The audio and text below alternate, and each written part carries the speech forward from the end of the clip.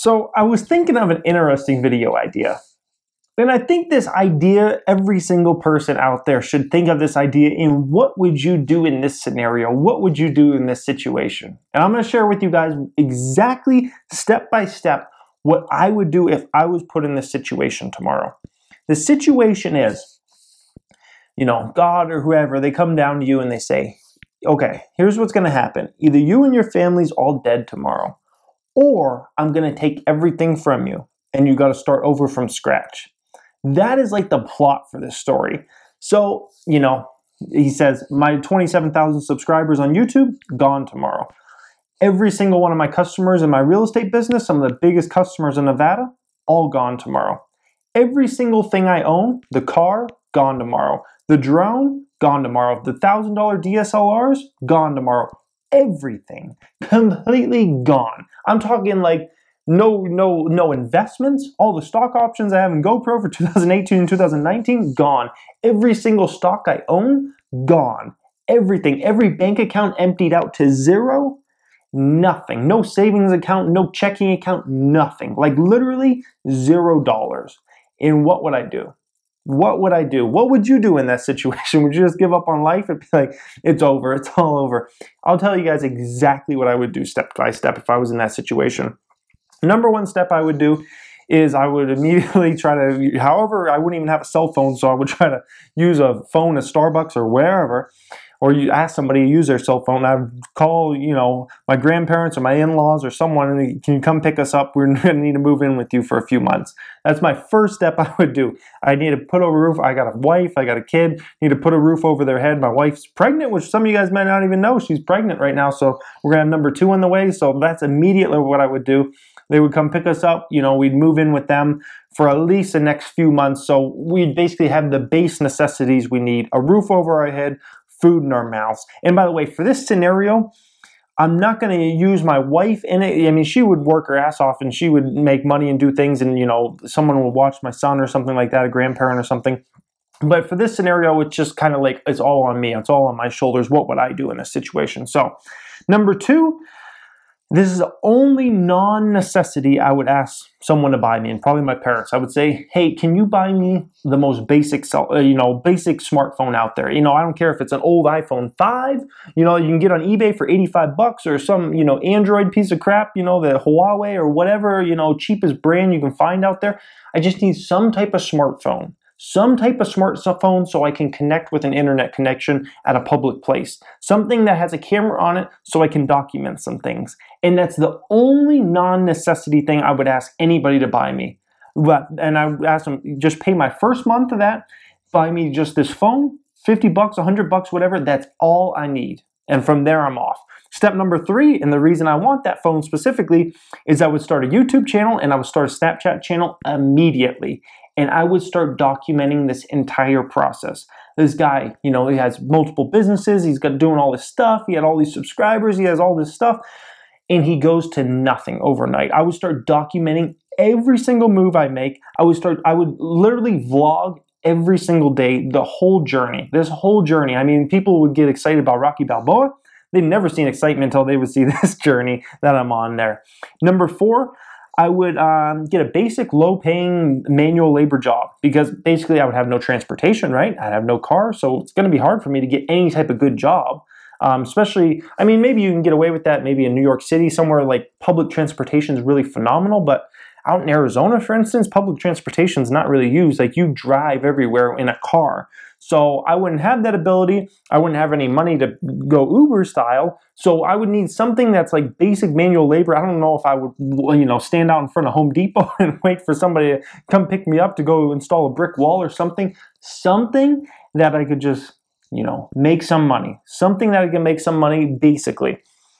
Then after that step, number 5, I would save every penny that I had, and I would basically get a car. I would say, I don't know, maybe I need to work for 6 months or something like that. The roof over my head's being provided, the food on the table is being provided. So at that point, I can just save everything. I would save as much as possible and buy a car. Just a crap car of some kind, something that just gets me from point A to point B. And I would go and I would apply at my old company named Quick Trip. If they didn't hire me, which they probably would hire me back, then I would go ahead and I would, get another job managing some other type of retailer, which is step 6. I would go get a job managing some other kind of retailer or restaurant or something of some kind. I have the experience to do it. I would probably have no problem getting the job at pretty much anywhere I want it. So, especially because of some of the things I've done in my past and whatnot.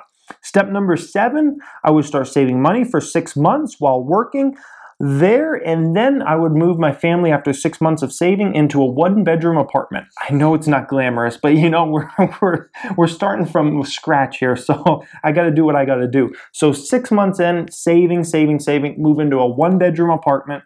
We all sleep in the same bedroom, or maybe the kids sleep out in the living room or something. Something to just get by. Something to just get by and move out and feel like the life is starting. That's like a big point. No matter where you're at in life, like just moving out of somebody else that's paying for that house or that rent or that apartment or whatever, moving out into your own, that's a big step psychologically for you, because it's like, okay, even if it's a fucking 1-bedroom apartment, I'm starting out somewhere. I got a place of my own. I have something to be proud of. I have something to go home to and that I actually pay for. So that's what I would do at that point. And then after that, we're on to step number 8 now at this point. I would save money for another 6 months, and I would buy enough saving money over 6 months. I would then buy equipment for my real estate company. So I would restart a real estate company out in Arizona. I would buy a drone, I would buy DSLR cameras, the lenses, all that stuff. It's like $5,000 to $10,000 investment. So I would just be saving money just for that over those course of those months.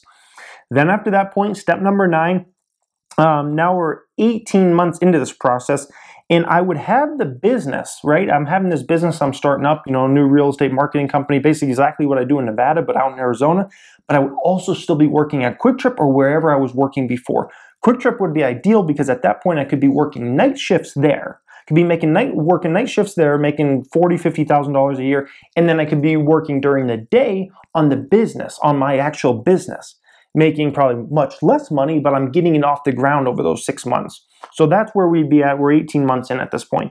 Step number 10, I would quit the job at QuikTrip or if I wasn't working there, whatever retailer or restaurant I was working, and then I would focus full-time on the real estate. I would focus full-time on the real estate, and that would be my main focus at that point. Hopefully by that time, we're a year into since I started the company. Hopefully now it's profitable enough that we can make a living off of it. I mean, it took us about 9 to 10 months to get it profitable out here where I could start living off of it.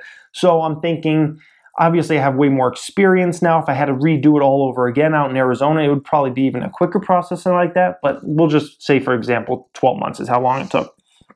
Then step number 11, I would save money for another 6 months, and I would either get us a 2-bedroom apartment at that point or a very small home. So we're moving up. We're moving into the next step. We're moving into a 2-bedroom of some kind that at least my kids can now have a bedroom and my wife and I can have a bedroom, and that's cool and everything. That's the next step I would do financially in life. At this point, number 12, at this point we're 2 years in since I had nothing, right?